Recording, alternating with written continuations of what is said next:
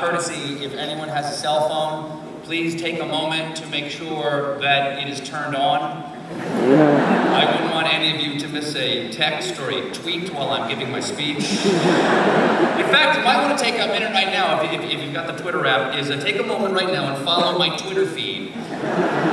It's at Stephen at Home, that's STEPHENATHOME, at Stephen at Home, just in case I tweet anything during the speech. And now then, it is an honor to be speaking at your 2013 valedictory exercises. I believe that means I am this year's valedictorian. And I am as shocked as you are, because I didn't make it to many classes this year. You guys must have really tanked your finals. Thank you for that. I'd also like to thank President Teresa Sullivan. Thank you very much, President Sullivan. You are way better than that last president, Teresa Sullivan. She was terrible. I'm so glad we cut her loose. Good news, I say. You are really the woman for this job. I'd also like to thank the Board of Visitors. Board of Visitors, of course, that name goes all the way back to your founder, Thomas Jefferson, who was just trying to put the local Indians at ease. Just visiting, should be going home any century now. And that's just one of the many unique, dignified terms that set UVA apart from other universities. Instead of freshmen, you have first years. Instead of quads, you call it a lawn. Instead of saying we are members of a proud educational tradition dating back to our nation's founders, you say wahoo wah. Which begs the eternal question, wahoo why? Now, I went to Hampton-Sydney College. Thank you. Thank you. Please sit down. And I used to come up here as much as I could because you had these things back then, I'm not sure what you call them now, girls. We did not have those at Hampton-Sydney. And when I could not find one of those here, I would head over to the White Spot to get a grills with to fill the void in my heart. Literally, my cardiologist recently found one lodged in there. And early this morning, I had a little tour around your beautiful campus, and I just asked myself, why are you leaving? You know what it's like out there, right? Plus, this could be the most spectacular place you will ever live. It is the only campus in America that has been designated a UNESCO World Heritage Site. I believe that means if you try to carve your name into a desk, UN will send in ground troops. And you're not going to top these living conditions unless your post-college plan involves subletting the Taj Mahal. And I just want to say the students at UVA are incredible. The men are all gentlemen, and the women are all the most beautiful and intelligent in the world. And I'm not saying that because I dated a UVA girl, I'm saying that because I married her. You are graduating from one of the most highly ranked universities in the nation. U.S. News and World Report named you the #2 public university. Princeton Review named you the #1 best value of a public college, especially for those of you who showed the initiative to be born in Virginia. Let's give it up, a round of applause for those paying out-of-state tuition, shall we?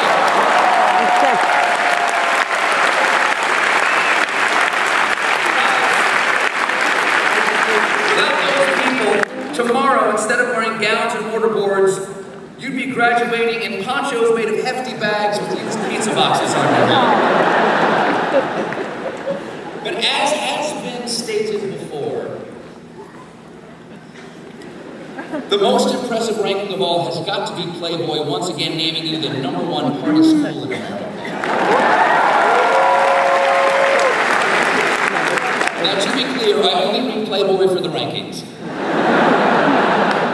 But I am not surprised by this honor because I have seen you in action. When I used to visit back in the day, I spent a fair amount of time at the Phi Kappa House, which at the time had no doors. Because apparently they kept getting partied off the hinges. And I won't go into more about those days because I do not remember them. And you know this is an impressive institution because it rejected my application. Yes. The spring of 1984, I applied as a transfer student, and at the time, you could send your essay in after the rest of the application. Well, apparently the admissions board took issue with the content of my essay, which was none because I never sent it. So today, President Sullivan, I would like to submit this address as my essay. And since this is a smart school, let me just toss in some SAT words. Syzygy, heterodox, Benedict Cumberbatch. Am I in? Yes, I know I'm not originally a resident. But perhaps the real reason that UVA is so great is that it trusts its students. You have the nation's oldest student-run honor code. Say it with me. On my honor, I pledge that I have neither given nor received help on this assignment, so help me Adderall.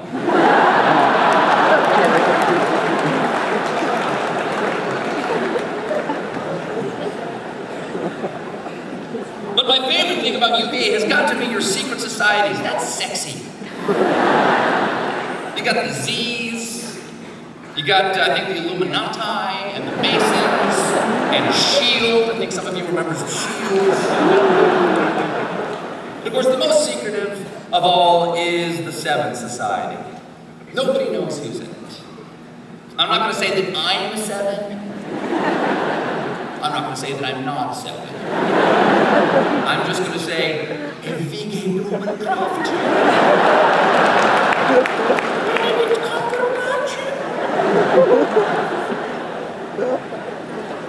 Now I have to have all of you killed.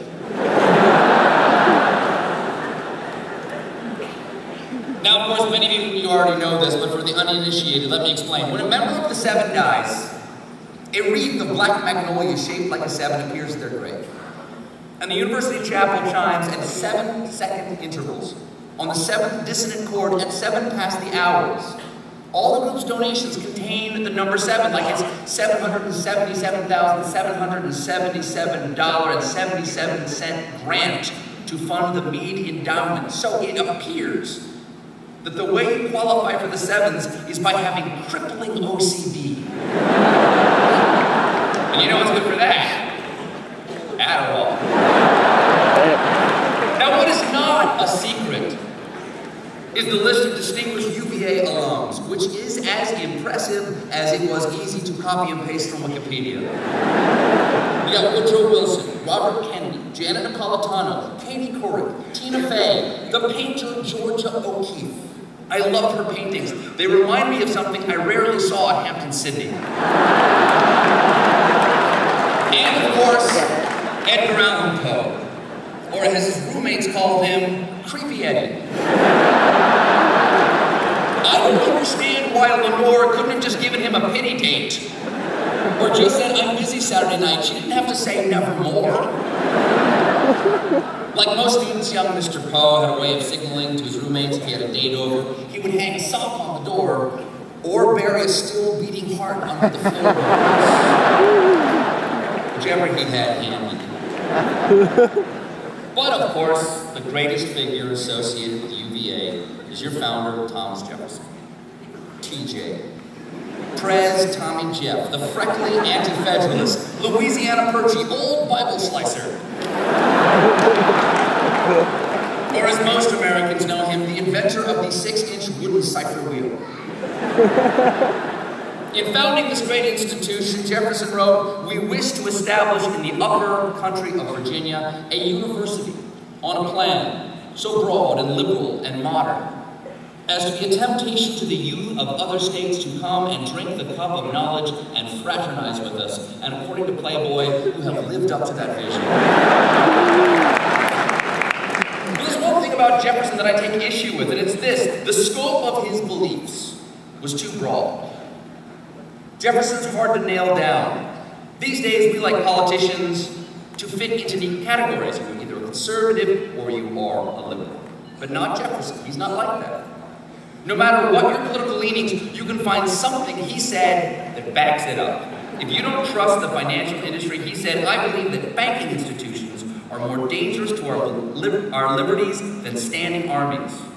If you're suspicious of the federal overreach, he said, when the government fears the people, there is liberty. When the people fear the government, there is tyranny.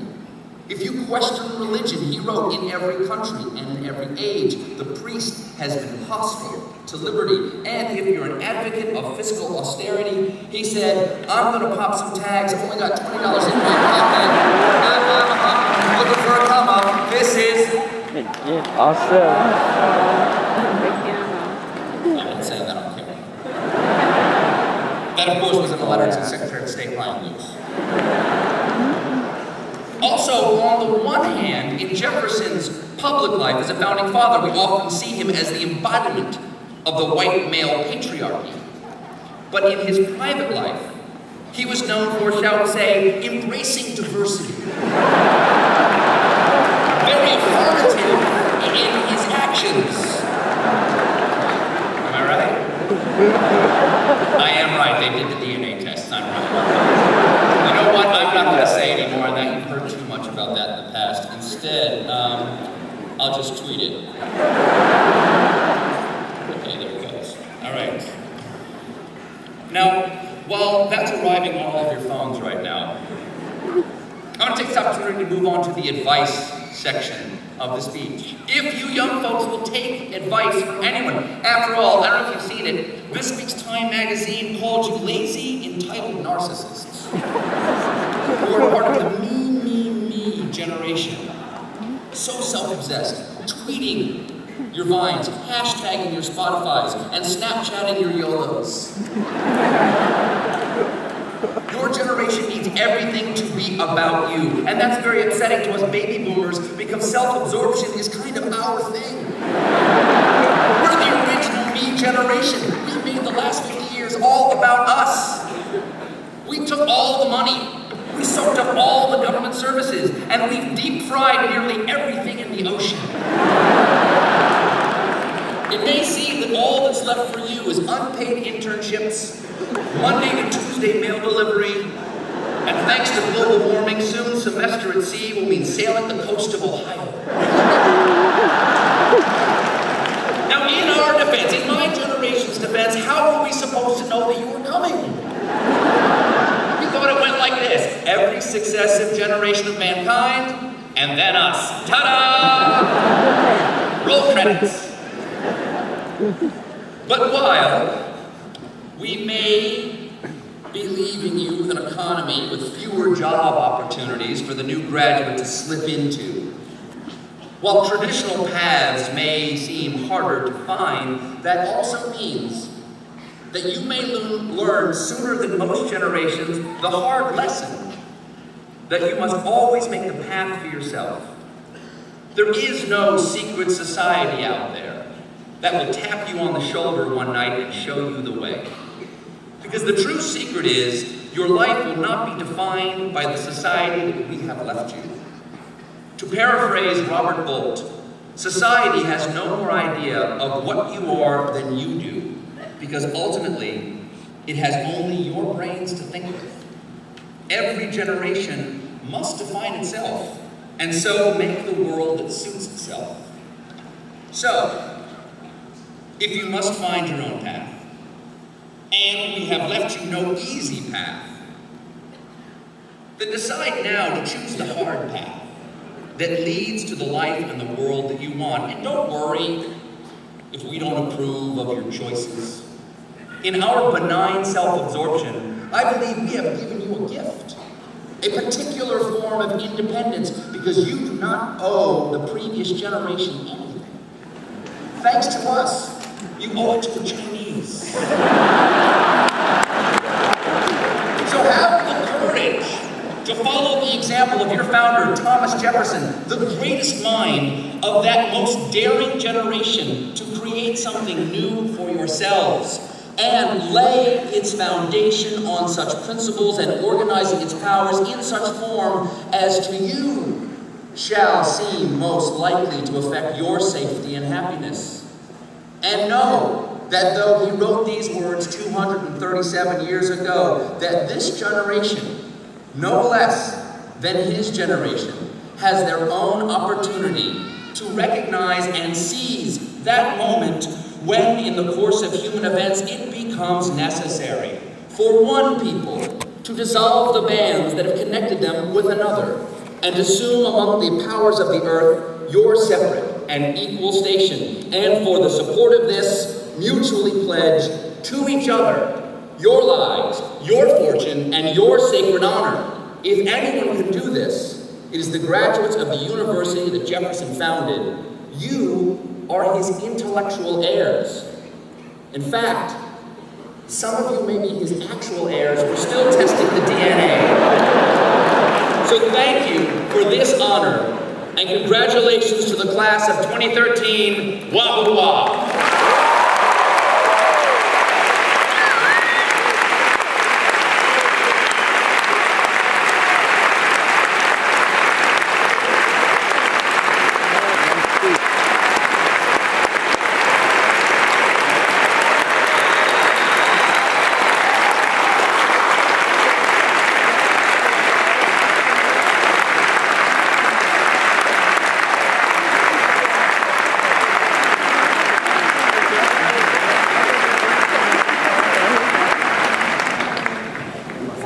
Thank you, Mr. Colbert, for joining us today, making us laugh, and sharing insightful advice with us about how we should approach what we should do at graduation. Preparing our remarks for today was unexpectedly difficult.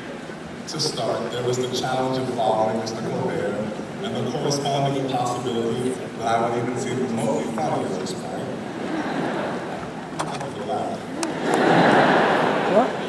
And then there was the fact that this is supposed to be a farewell address. Slightly ironic and awkward given